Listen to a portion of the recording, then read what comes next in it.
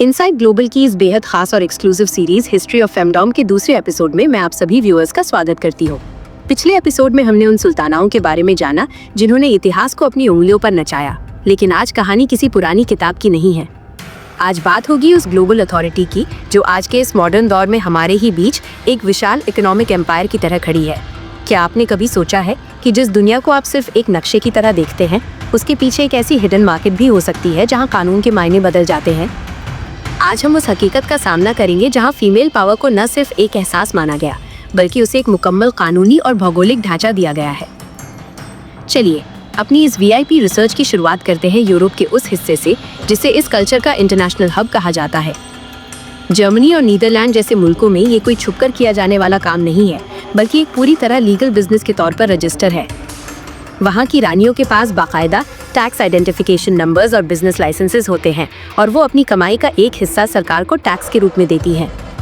वहाँ इनकी अपनी प्रोफेशनल यूनियंस होती हैं, जैसे जर्मनी में BDSM Dienstleistungs Gewerbe, BDSMDG जैसी संस्थाएं जो इनके अधिकारों की रक्षा करती हैं। क्या आप सोच सकते हैं कि एक ऐसी जगह जहां अथॉरिटी को सरकार की तरफ से सॉवरेन स्टेटस हासिल हो और उसे एक हाई क्लास सर्विस इंडस्ट्री माना जाए। इन मुल्कों में एम्प्लॉयमेंट कॉन्ट्रैक्ट्स भी इस तरह डिज़ाइन किए जाते हैं कि प्रोफेशनलिज्म का स्तर हमेशा दुनिया में सबसे ऊपर रहे। अब बात करते हैं यूनाइटेड किंगडम UK की, जहां का कानून और मार्केट स्ट्रक्चर पूरी तरह अलग और बेहद स्ट्रिक्ट है। ब्रिटेन में इस काम के लिए स्ट्रिक्ट लाइसेंसिंग और जोनिंग लॉज होते हैं, यानी आप हर कहीं अपना दरबार नहीं सजा सकती।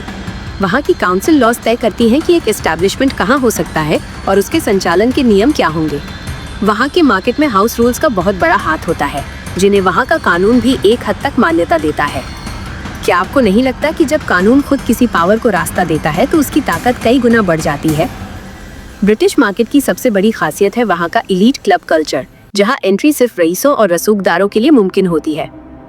अब जरा अपनी नजरें घुमाइए उस मिस्टीरियस ईस्ट की तरफ जिसे हम जापान के नाम से जानते हैं। जापान में फीमेल सुप्रीमेसी का अंदाज बिल्कुल जुदा और कहीं ज्यादा सोशली इंटीग्रेटेड है। वहाँ के SM क्लब्स का सिस्टम इतना पुराना और गहरा है कि इसे वहाँ के सब कल्चर का एक अहम हिस्सा माना जाता है। जापानी कानून में इन क्लबों को एंटरटेनमेंट बिजनेस के तहत देखा जाता है, जहाँ नियम और अनुशासन की कोई सीमा नहीं होती।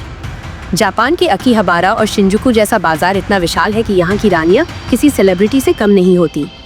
वहाँ के मार्केट में मेंबर ओनली सिस्टम इतना सख्त है कि बिना किसी गारंटी के आप वहाँ की दहलीज भी पार नहीं कर सकते। एशिया के बाकी हिस्सों की बात करें तो भारत में कानूनी स्थिति काफी कॉम्प्लेक्स और दिलचस्प है। भारत में नवतेज सिंह जोहर केस के बाद कंसेंशुअल BDSM को एक तरह से कानूनी सुरक्षा मिली है, बशर्ते वो बंद कमरों में हो। यहाँ कानून कहता है कि अगर दो बालिग अपनी मर्जी से किसी पावर प्ले का हिस्सा बनते हैं तो वो जुर्म नहीं है। लेकिन भारत में कमर्शियल ब्रॉथल्स चलाना गैर कानूनी है, इसलिए यहाँ रानियाँ इंडिपेंडेंट कंसल्टेंट्स के तौर पर काम करती हैं। वे अक्सर लीगल डीड साइन करवाती हैं जो अदालत में तो लागू नहीं होते, लेकिन सुरक्षा के लिहाज से बहुत VIP माने जाते हैं। क्या आप सोच सकते हैं कि भारत जैसे देश में कामासूत्रा के दौर से ही ये अथॉरिटी हमारे कल्चर का हिस्सा रही है? पाकिस्तान और अन्य पड़ोसी मुल्कों में स्थिति और भी ज्यादा अंडरग्राउंड और चुनौतीपूर्ण है। यहाँ सेक्शन 377 और अन्य धार्मिक कानूनों की वजह से ये दुनिया पूरी तरह इनविजिबल नेटवर्क्स के जरिए चलती है। यहाँ मार्केट पर्सनल ट्रस्ट और क्लोज्ड सर्कल्स पर टिकी हुई है, जहाँ एक गलती की सजा बहुत भारी हो सकती है। यहाँ रानियाँ अपनी पहचान को सोशल मास्क के पीछे छुपाकर रखती हैं, लेकिन उनकी हुकूमत की धमक महलों तक पहुँचती है। इन मुल्कों में डिजिटल प्रेजेंस ही एकमात्र जरिया है जिससे ये रानियाँ अपनी सॉवरेनिटी को दुनिया के सामने रखती हैं। क्या ये खौफनाक नहीं है कि जहाँ कानून इतना सख्त हो, वहाँ भी किसी के हुक्म का जादू सर चढ़कर बोलता है? अब जरा गौर कीजिए रूस और ईस्टर्न यूरोप के उस मार्केट पर जहाँ अथॉरिटी का मतलब सिर्फ आयन डिसिप्लिन है। रूस में ये मार्केट बहुत बड़ी है, लेकिन वहाँ लीगल रिकॉग्निशन की कमी है, जिससे ये पूरी तरह अंडरग्राउंड एलीट का हिस्सा बन गई है। वहाँ की रानियाँ अक्सर सिक्योरिटी एक्सपर्ट्स और हाई प्रोफाइल बॉडीगार्ड्स के साथ चलती हैं ताकि उनकी प्राइवेसी बरकरार रहे। वहाँ मार्केट रेट्स दुनिया में सबसे ज़्यादा हैं, क्योंकि वहाँ रिस्क फैक्टर भी उतना ही बड़ा है। क्या आप कल्पना कर सकते हैं कि एक ऐसी जगह जहाँ कदम कदम पर खतरा हो, वहाँ किसी की हुकूमत कितनी फौलादी होगी? रशियन रानियों का अंदाज बहुत ही कोल्ड और प्रोफेशनल होता है, जो उन्हें दुनिया भर में मशहूर बनाता है। अब बात करते हैं ऑस्ट्रेलिया के लीगल फ्रेमवर्क के बारे में, जो दुनिया में सबसे ज़्यादा प्रोग्रेसिव माना जाता है।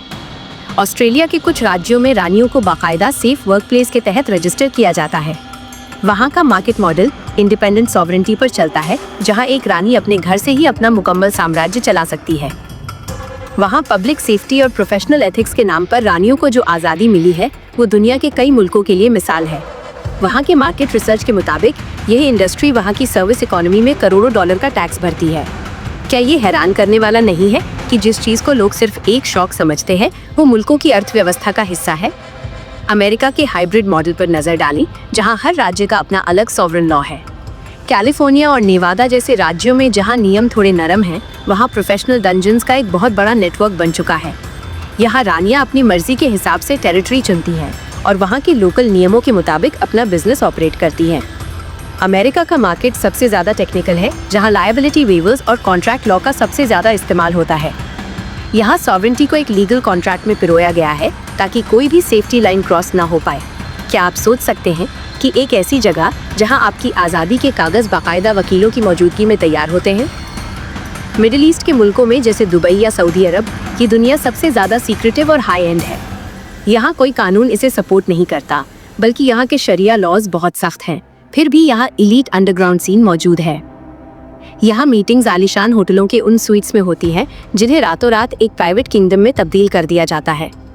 यहाँ की रानियाँ अक्सर इंटरनेशनल होती हैं जो वीआईपी टूर्स पर यहाँ आती हैं और कुछ ही दिनों में करोड़ों का टर्नओवर कर लेती हैं। इन मुल्कों में ट्रस्ट और कॉन्फिडेंशियलिटी ही सबसे बड़ी करेंसी होती है जिसे कोई भी कानून तोड़ नहीं पाता। क्या आप सोच सकते हैं कि बुर्कों और पर्दों के पीछे भी एक ऐसी हुकूमत बसती है जो बड़े बड़े रईसों को घुटनों पर ले आती है? इस ग्लोबल मार्केट का सबसे दिलचस्प हिस्सा है द इंटरनेशनल समिट्स, जो इन रानियों के बीच होती हैं। दुनिया भर की प्रोफेशनल डोमिनाज अक्सर गुप्त तरीके से मिलती हैं ताकि ग्लोबल मार्केट के नए कानून और सेफ्टी प्रोटोकॉल्स पर चर्चा कर सके। ये एक ऐसा ग्लोबल सिंडिकेट है जिसकी सरहदें तो अलग हैं, पर उनकी हुकूमत का वीआईपी स्टैंडर्ड एक जैसा है।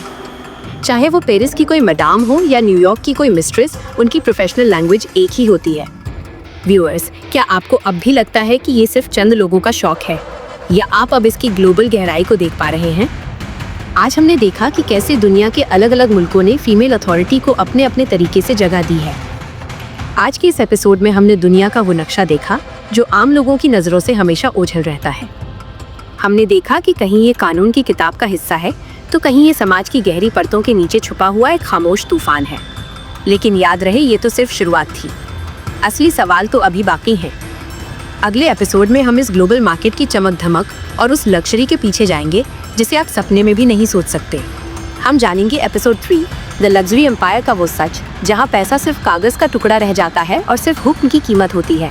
तैयार रहिएगा उस आलीशान दुनिया में कदम रखने के लिए जहां हर कदम पर पैसा पानी की तरह बहता है और सिर्फ पावर की चमक होती है। अगर आप इस वीआईपी सफर का हिस्सा बने रहना चाहते हैं तो इनसाइड ग्लोबल को अभी सब्सक्राइब करें और बेल आइकन दबाना न भूलें। कमेंट में मुझे बताएं कि किस मुल्क का कानूनी सच जानकर आपके रोंगटे खड़े हो गए। मैं हूं आपकी होस्ट। मिलते हैं अगले एपिसोड में जहां लग्जरी और पावर का असली संगम होगा। तब तक के लिए याद रखिएगा, यहाँ हर सवाल का जवाब सिर्फ एक अथॉरिटी के पास होता है।